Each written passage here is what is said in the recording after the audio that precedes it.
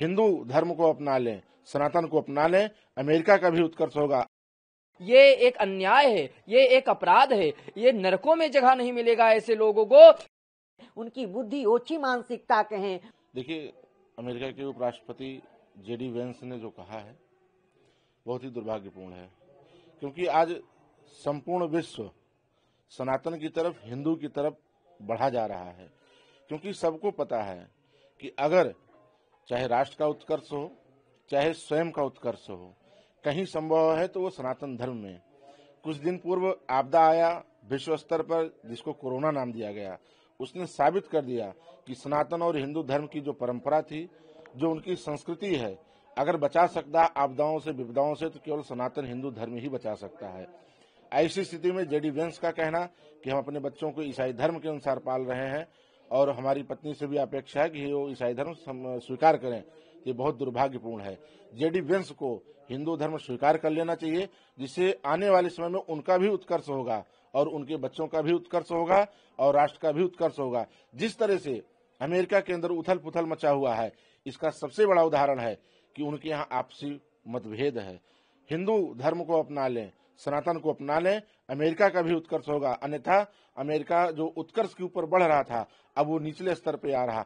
आने वाले कुछ ही समय में ये सबको पता चल जाएगा कि अमेरिका की क्या स्थिति है। केवल संपूर्ण विश्व में अगर कोई स्वीकारता होगी तो केवल सनातन धर्म की और हिंदू धर्म की स्वीकारता होगी। हिंदू धर्म ही एक ऐसा धर्म है जो सर्वे भवन्तु सुखिनः की कामना करके, सब विश्व राष्ट्र मंगल की कामना करके, हर धर्म के, हर जाति के लोगों के, हर प्राणी मात्र की मंगल कामना करता है। ये सिर्फ हिंदू धर्म है। इसलिए जेडी वेंस की पत्नी को बहुत बहुत धन्यवाद है। उनका हम लोग मंगल कामना करते हैं भगवान से कि वो स्वस्थ रहें, निरोग रहें, आने वाले समय में वो अमेरिका का नेतृत्व भी करें। क्या लगता है मतलब दबाव बनाया जा रहा है? बिल्कुल दबाव बनाया जा रहा है, लेकिन जेडी वेंस की पत्नी को पुनः हम साधुवाद देना चाहेंगे कि उन्होंने अपने धर्म के साथ, अपनी आस्था के साथ अडिग हैं और इसी तरह से रहे। संपूर्ण भारतवर्ष, संपूर्ण विश्व उनके साथ खड़ा है। ये गलत है।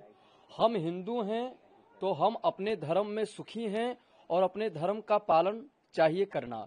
जिस तरह अमेरिका के उपराष्ट्रपति ने अपने धर्म पत्नी पर दबाव डाल रहे हैं ईसाई के लिए, और उनके 2 बच्चे जो हैं और ईसाई में ही शिक्षा ग्रहण कर रहे हैं, यह एक गलत है। उनका स्वयं वो स्वतंत्र हैं, उनकी धर्मपत्नी हिंदू हैं तो हिंदू ही रहना चाहिए। अगर ऐसा कर रहे हैं तो ये संविधान कानून के हिसाब से अपराध है।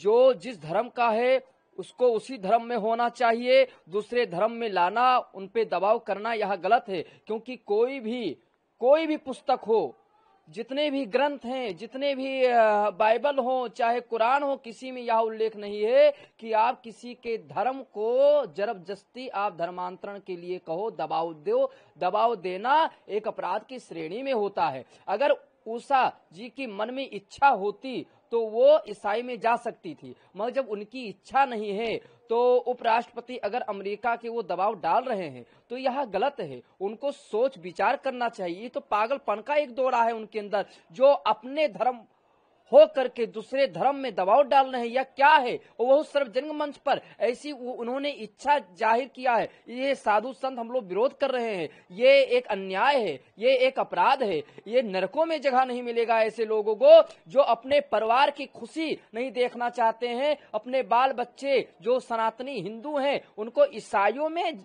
इच्छा जाहिर कर रहे हैं, या इनकी मानसिकता सोच क्या है। ऐसे लोगों पर तो जूता चाहिए बरसना और चप्पल चाहिए बरसना। जो अपने परिवार का नहीं हुआ वो किसी का नहीं होगा। जो हिंदू धर्म में बाल बच्चे उनकी धर्म पत्नी है और दबाव डाल रहे हैं, दबाव डालने की तुम्हारी क्या औकात है, क्या तुम्हारी हिम्मत है।